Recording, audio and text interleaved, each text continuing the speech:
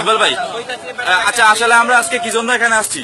আমরা এখানে আইসি বলতে আমরা যে কোম্পানিতে আইসি আলতোবাদ, কিন্তু আলতোবাদ কোম্পানি আমাদের রিসিভ করে নাই, আমাদের রিসিভ করে মারাঠি কোম্পানি।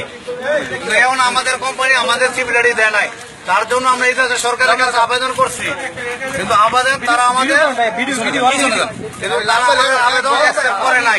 এখন আমরা এম্বাসি দেওয়ার জন্য চেষ্টা করতেছি, আর মারাঠি কোম্পানি আমাদেরকে ব্ল্যাকমেল করে রাখছে। আমরা সরকারের কাছে আবেদন করতেছি 6 লাখ টাকা করে দিয়ে খরচ আসার পরে আমাদের এখনো আকামা হয় নাই। কিন্তু কেন? আমরা যখন মারাঠি কোম্পানি জিজ্ঞেস করছি আমার কোম্পানি কোন আলতোবাদ, কিন্তু মারাঠি কোম্পানি আমাদের ব্ল্যাকমেল করছে। কেন ব্ল্যাকমেল করে কেন কাজ করে যাচ্ছে? মারাঠি কোম্পানি কেন আমাদের ওরা দেখা দেয় না? কিন্তু আমি মারাঠির মালিকের কাছে আবেদন করছি, আপনার মতো নকালীর লোক এমন জানোয়ার লোক কেন আপনি এই কুয়েতের ভিতরে 90 জন ফ্যামিলির অসল করছেন 6 লাখ টাকা করে নেওয়ার পরে? আপনার যদি না পারতেন আমাদের বলতেন, আপনার দেশে চলে যেতাম। কিন্তু আপনি আমাদের পুলিশের হুমকি দিচ্ছেন কেন? পুলিশের হুমকি দিচ্ছে মারাফি মারাফি মারাফি মারাফি মাফি কয়ে চরিকা মারাফি মাফি কয়ে চরিকা নাম্বার 1 হারামি ইতনাসা শুকুর শুকুর কামসা ইতনাসা কামরাতি বাসমিয়া মাস মাফি অফ মাফি আকেল মাফি বেত ওয়েট করবো 18 নফর। আমি বা সরকারের কাছে আবেদন করছি, একটা রুমের মধ্যে 10 জন থাকা যায় না, কিন্তু সে নগালি দিকে থাকতে পারে।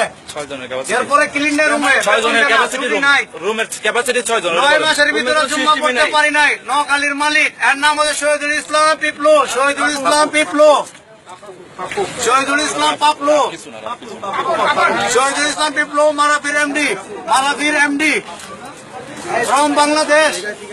আচ্ছা ইকবাল ভাই, আমি আসলে আরেকজনের মন্তব্যটা করতেছি, আপনি কিছু বলেন ভাই।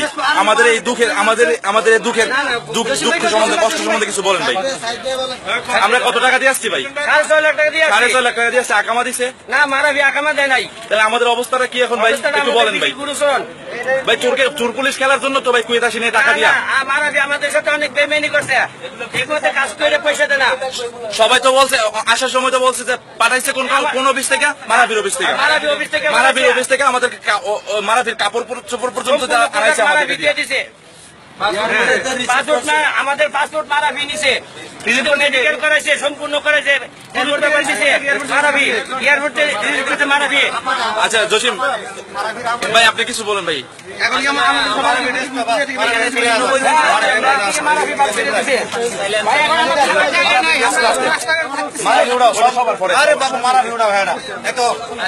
মেসেজটা করার কারণ হচ্ছে যে অন্যকে সতর্ক করার জন্য।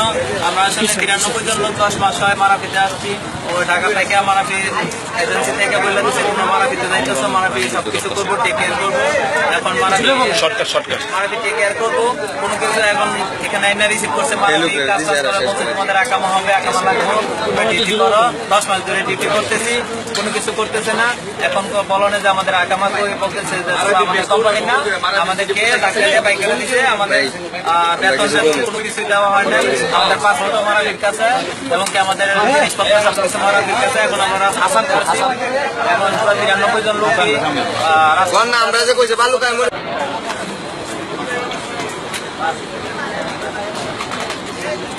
আসসালামু আলাইকুম।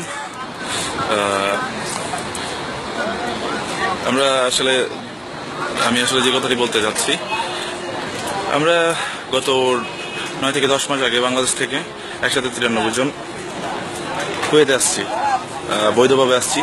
আমাদের প্রায় প্রত্যেকটা মানুষকে এই জন্য 6 থেকে 7 লাখ টাকা গুনতে হয়েছে। আসার পরে যেটা হয়েছে, আমাদেরকে তত্ত্বাবধান করছে একটা লোক, একটা কোম্পানি, যেটা হচ্ছে আপনাদের মারাফি, সুনামধন্য কোম্পানি কুয়েতের। তো মারাফি কোম্পানি তত্ত্বাবধানে আমরা কুয়েতে আসছি। আমাদেরকে বাংলাদেশ থেকে মারাফি কোম্পানি পাঠাইছে, বলছে যে হ্যাঁ আমরা যে কোম্পানি এসেছি ওটা হচ্ছে মারাফির আলাদা একটা লাইসেন্স। তো এখানে আসার পরে যা হলো, আমাদেরকে প্রায় 25 দিনের মতো মরুভূমিতে রাখা হলো। তারপরে সবাইকে আলাদা আলাদাভাবে কাজে নিয়ে গেল। যে কাজের কথা বলছে ও কাজ তো দেয়নি, বেতনও যেটা বলা হয়েছে ওইটা দেয়নি। তো এখন মূল সমস্যাটা হচ্ছে আমরা সবাই একসাথে হচ্ছি এই জন্য 10 মাস হয়ে গেল। দেখেন বিদেশের বাড়িতে যদি সিভিল আইডি দ্যাট মিনস আকামা যদি না থাকে তাহলে কোনো দাম নেই। তো 10 মাস হয়ে গেছে আমাদের আকামার কোনো ব্যবস্থা করা হয়নি এখনো পর্যন্ত। যদি আমরা মানাফিকে কিছু জিজ্ঞেস করি তো ওনারা বলে তোমরা আমাদের কোম্পানির না। আর অ্যাকচুয়ালি আমাদের কোম্পানির নাম হচ্ছে আলতোবাদ। আসলে অ্যাকচুয়ালি কোম্পানিটা আমরা এখনো পর্যন্ত দেখিনি, চোখে দেখিনি। তো আমরা যদি মানাফিককে কিছু বলি তো ওনারা বলে যে তোমরা আমাদের কোম্পানি না, তোমরা তোমাদের কোম্পানি খুঁজে নাও। তো আমার ব্যাপারে কিছু বলে না। তো যার কারণে আসলে অ্যাকচুয়ালি দেখেন 90 জন মানুষ আমরা বাংলাদেশি, আর সবাই তার ধনী না, ধনী হলতে বিদেশে আসে না পয়সা ইনকাম করার জন্য। সবাই গরিব, টাকা পয়সা অনেকে ঋণ করে আসছে, সবাই ঋণ করে আসছে। কারো জমি, কারো বাড়ি, কারো খুব মূল্যবান সম্পদ বিক্রি করে, কেউ বা সৌদে, কেউ বা পত্তন করে টাকা নিয়ে আসছে।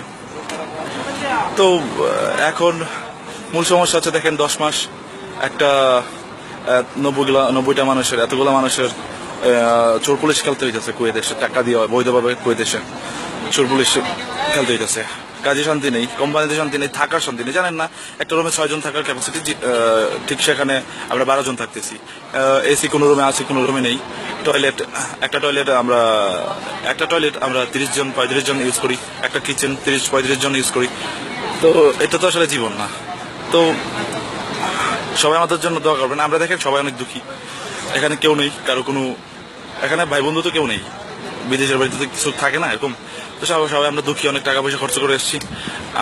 আল্লাহ যেন আমাদের প্রতি সহায় হন, আমাদের আকামাটা যেন পেয়ে যায়, সেজন্য আমরা আজকে শোনে আসছি, কুয়েত শোনে, যেটাকে লেবার কোড বলা হয়। তো লেবার কোডে আসছি, দেখি আল্লাহ কোন দিকে নেয়। এখানেও ভালো না পরিস্থিতি, কেননা এখানে আসলে যাদের অবস্থা আছে তাদের কিছুই দরকার হয় না। আমাদের তো আর ওরকম কিছু নেই, আর আমাদের কাছে তো টাকাও নেই। অনেক লোক স্যালারি পায়নি, না খেয়ে আছে, গাড়ি ভাড়া করে আসতে হইতেছে দৈনিক। তো অনেক করুণ। আসলে সবার কথা তো আর শোনানো সম্ভব না। সবাই আসলে অনেক অনেক ভেঙে পড়ছে। 7 লাখ টাকা খরচ করে আসছে, আসার পরে এই অবস্থা। আসলে ভাবতে পারতেছি না আমাদের জীবনটা কোন দিকে যাবে। সবাই আমাদের জন্য দোয়া করবেন।